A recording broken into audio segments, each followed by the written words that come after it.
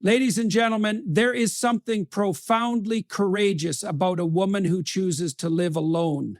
Not because she rejects society, nor because she denies the need for companionship, but because she takes on the full weight of responsibility for her own existence. To live alone is to confront the self in its rawest form. No distractions, no excuses, just you, your choices, and the consequences they bring. And that is terrifying. Taking responsibility over victimhood is not merely an abstract concept. It is a fundamental principle that determines the trajectory of a person's life. For a woman living alone, this distinction is even more crucial. The world is an unpredictable place filled with obstacles, suffering, and moments of deep loneliness. She can look at these challenges in one of two ways, either as evidence that she has been unjustly burdened, left to navigate life's difficulties without the support or protection of others, or as an opportunity to shape herself into someone who is competent, resilient, and unshakable in the face of adversity. Victimhood is seductive. It offers the comfort of external blame, society, history, relationships, family circumstances, or sheer misfortune. There is always something or someone to point to when life feels overwhelming, and in some cases, the blame is justified. Life can be unfair. Tragedy strikes randomly. People betray one another. Hard work does not always guarantee success. But here's the harsh reality. While all of that may be true, dwelling on it does nothing to change the present situation. Worse, it robs the individual of the one thing they do have. A woman living alone might face circumstances that are objectively difficult. Perhaps she was abandoned by those she loved. Maybe she was raised in an environment that did not provide her with the tools to navigate adulthood effectively. Maybe she has been underestimated, dismissed, or even mistreated by the very people she once trusted. These are painful realities, but they do not define her. What defines her is what she chooses to do next. If she sees herself as a victim, she will begin to relinquish control over her own life. She will externalize her suffering, assuming that the solution to her problems must come from outside herself. She might expect that others will eventually recognize her struggles and step in to help. But that is an illusion. No one is coming to rescue her, not because people are inherently cruel, but because every individual is already burdened with their own struggles, and so waiting for salvation is a waste of time. Instead, she must embrace responsibility. What does that mean practically? It means waking up every day and asking, what can I do to make my life better today? It means setting goals, however small, and pursuing them with discipline. It means refusing to wallow in self-pity, despite how tempting it may be. If she was abandoned, she must build a life where she is no longer reliant on unreliable people. If she was mistreated, she must ensure that she never treats herself with the same disregard. If she was denied opportunities, she must work twice as hard to create them herself. Taking responsibility does not mean ignoring pain. It does not mean pretending that suffering does not exist. It means acknowledging it fully, understanding its weight, and choosing to act in a way that leads to improvement rather than deterioration. If she finds herself lonely, she must ask what actions will lead her towards meaningful relationships rather than bitterness and isolation. If she feels weak, she must find ways to strengthen herself physically, intellectually, and emotionally.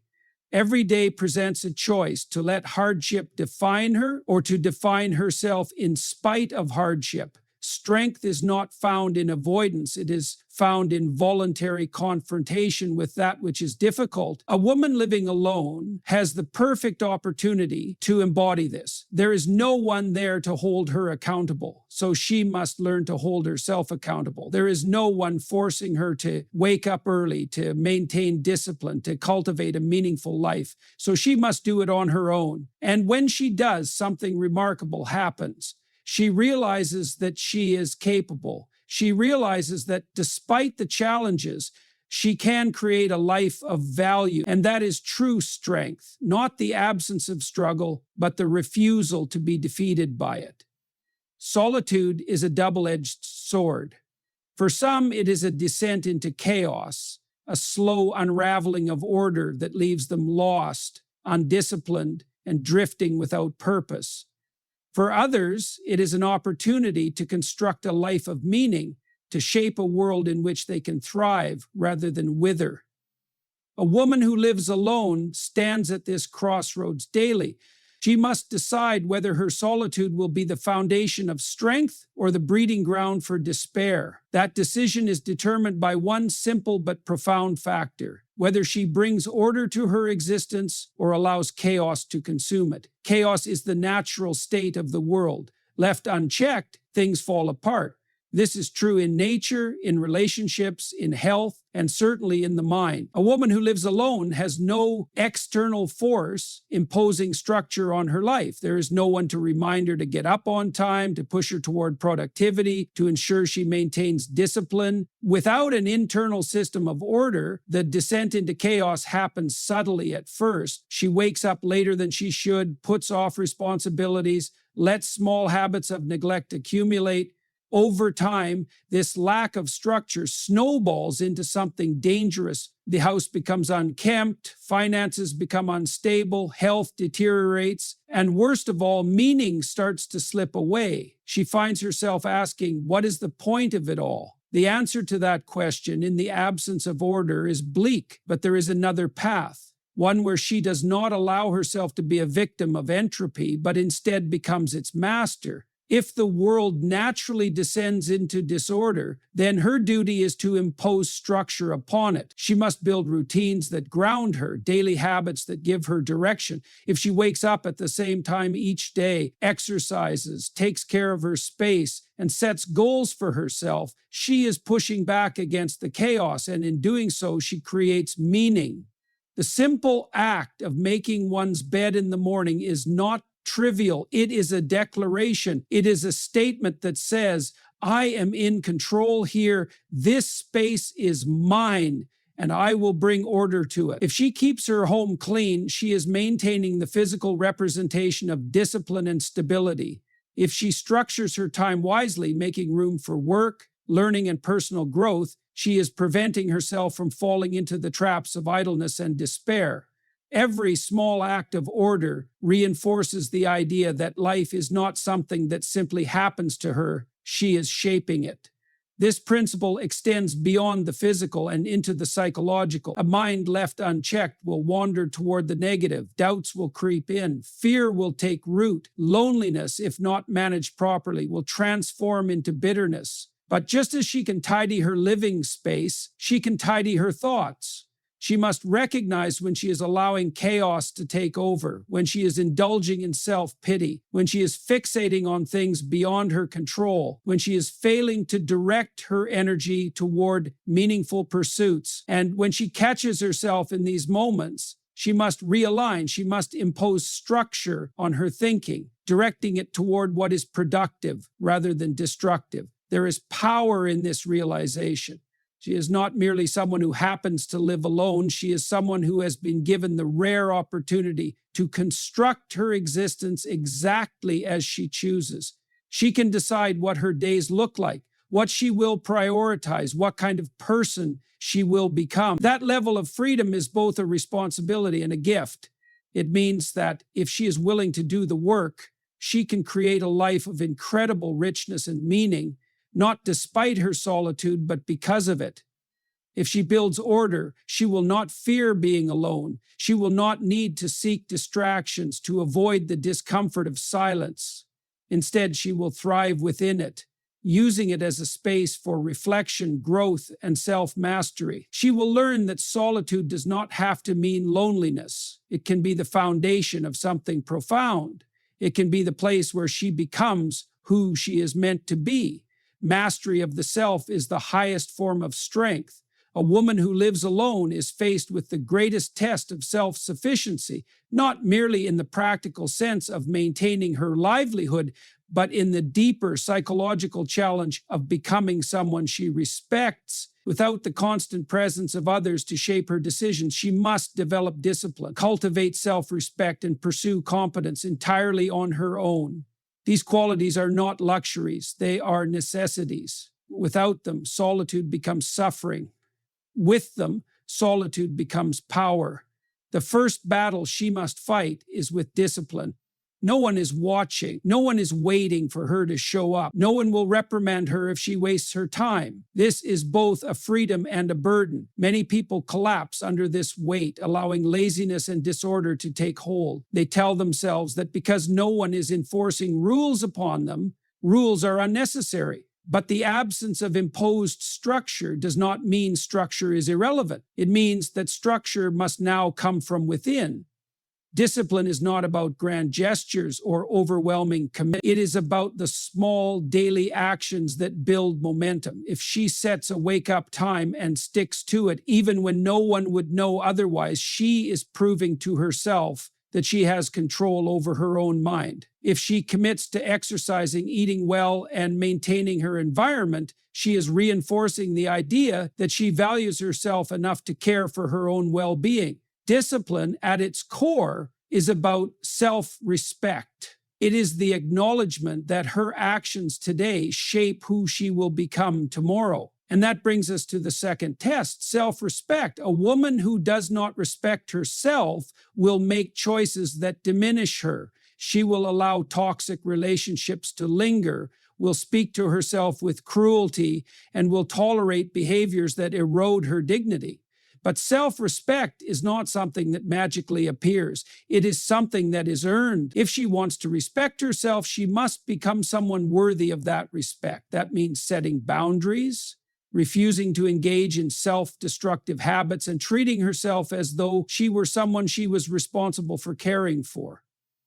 This requires honesty. It is easy to justify bad decisions, to tell oneself that a little indulgence here, a little procrastination there does not matter.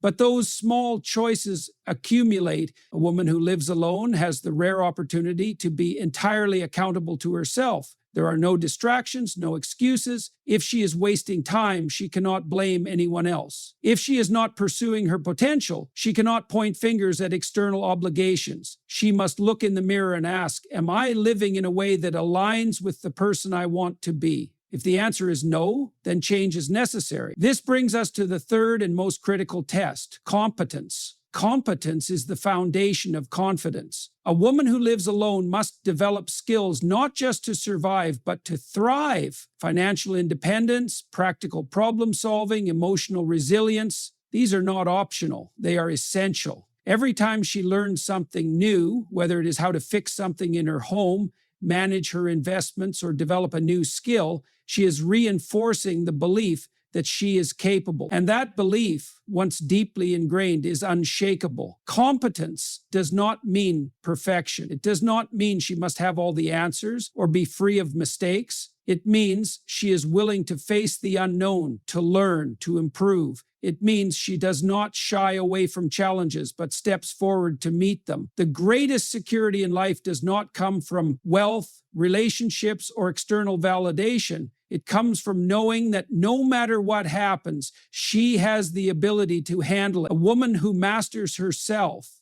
who develops discipline, earns her own respect, and pursues competence, becomes unstoppable. She is no longer dependent on others for her sense of worth or stability. She stands firm, not because she has never known hardship, but because she has faced it and refused to be broken by it. And that is true strength. That is mastery of the self. There is a profound difference between being alone and being lonely. Many people fear solitude because they have never truly embraced it. They see it as an empty space, a void that must be filled with noise, people, or distractions. But solitude, when chosen voluntarily, is not a curse. It is a path to wisdom, self-discovery, and unshakable resilience. A woman who lives alone is not necessarily alone in the way society often assumes. If she has chosen this path deliberately, it is because she understands something most people do not: the power of voluntary isolation. To live alone and thrive requires a fundamental shift in perspective. Most people are conditioned to seek external validation. They measure their worth by how others perceive them, by how many social connections they maintain, and by their constant engagement with the world. But a woman who voluntarily embraces solitude understands that self-worth is not derived from external sources. It is cultivated internally. She does not need a constant stream of social approval because she has built a strong relationship with herself. She has learned to enjoy her own company, to think deeply, and to engage with the world on her own terms. This kind of independence is rare and it is difficult. It requires confronting the discomfort that arises when distractions are stripped away. Many people, when left alone, quickly reach for their phones, turn on the television, or find any means of escape from their own thoughts. They have never truly sat with themselves. But a woman who masters solitude learns to do exactly that. She uses her time alone to reflect, to grow, and to strengthen her mind. She is not running from anything. She is actively building something. That something is resilience. When a person depends too heavily on external support, they become fragile. They rely on others to regulate their emotions, to provide them with purpose, to validate their existence. But life is unpredictable. Relationships change, people move on, and external sources of stability can disappear in an instant. A woman who has embraced solitude voluntarily does not fear this, because she has already built a foundation within herself. She does not need the world to tell her who she is. She already knows. She does not collapse when circumstances change. She adapts. This does not mean she rejects human connections. On the contrary, it means that the connections she does form are stronger because they are built from a place of strength rather than dependence. She does not seek relationships out of fear of being alone. She seeks them because they add value to her life. She does not cling to unhealthy dynamics simply to avoid solitude. She walks away from them without hesitation because she knows she can stand on her own. This kind of strength makes her both deeply independent and deeply capable of love, because true love is not built on need but on choice. And there is also an intellectual component to voluntary solitude. When a person is constantly surrounded by others, their thoughts are shaped by external influences. They absorb opinions, beliefs, and habits without questioning them. But a woman who spends time alone has the opportunity to think critically. She reads, she learns, she questions. She is not easily swayed by popular opinion because she has developed her own worldview. She does not follow trends blindly. She evaluates them. This makes her dangerous in the best way possible. She is not easily manipulated. She does not conform for the sake of conformity. She is a thinker, an observer, and an individual in the truest sense. But voluntary solitude is not just about thought. It is about action. A woman who lives alone does not wait for others to provide her with experiences. She creates them herself. She travels alone. She builds skills. She engages with the world in a way that is entirely self-directed. She does not wait for permission to live fully. This level of self-sufficiency is rare and it is powerful. It means that no matter what happens, she will never be truly lost because she has learned how to navigate life on her own terms. There is a misconception that strength means never needing anyone. That is not true. Strength means knowing that you are capable of standing alone, but choosing to engage with others because you genuinely want to, not because you fear being by yourself. A woman who has mastered voluntary solitude understands this better than anyone. She does not isolate herself out of bitterness or fear. She embraces solitude as a tool for growth. And when she does connect with others, she does so from a place of abundance rather than lack. The world often tries to convince people, especially women, that being alone is something to be pitied. But the truth is the opposite. A woman who has chosen to live alone, who has embraced the challenge and transformed it into strength, is not to be pitied. She is to be admired. She has done what so many fear to do. She has faced herself, mastered her mind, and built a life that is truly her own. That is not weakness, that is power. A woman who lives alone must create meaning in her life, not because it is handed to her, but because meaning is something that must be actively pursued. Many people find meaning through external structures, relationships, family, social obligations, and the expectations of others. But when those external elements are removed, a person is left with a pressing question. What makes life worth living? A woman living alone cannot afford to leave this question unanswered. If she does, she risks falling into nihilism, despair, or stagnation. Instead, she must take on the difficult but rewarding task of crafting meaning for herself, shaping a life that is rich, purposeful, and deeply fulfilling. Creating meaning is not about waiting for inspiration to strike. It is about action.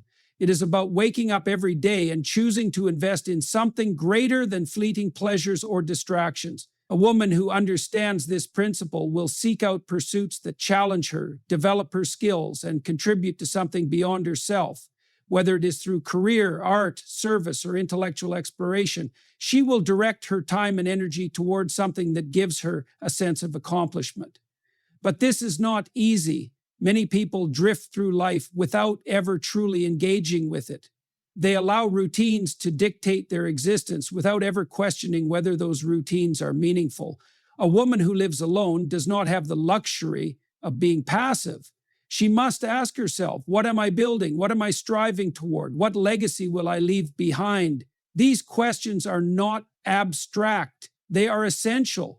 If she does not answer them for herself, life will provide no answer in return. One of the most powerful ways to create meaning is through responsibility. Responsibility gives life structure. It forces a person to rise to the occasion, to become more than they were yesterday. A woman who lives alone may not have the built-in responsibilities that come with raising a family or caring for a household filled with others. But that does not mean she is free from responsibility. It means she must actively choose her response. She must take on challenges that demand her best effort, whether in her work, her personal growth, or her contributions to the world. There is something deeply fulfilling about pushing oneself to achieve something difficult.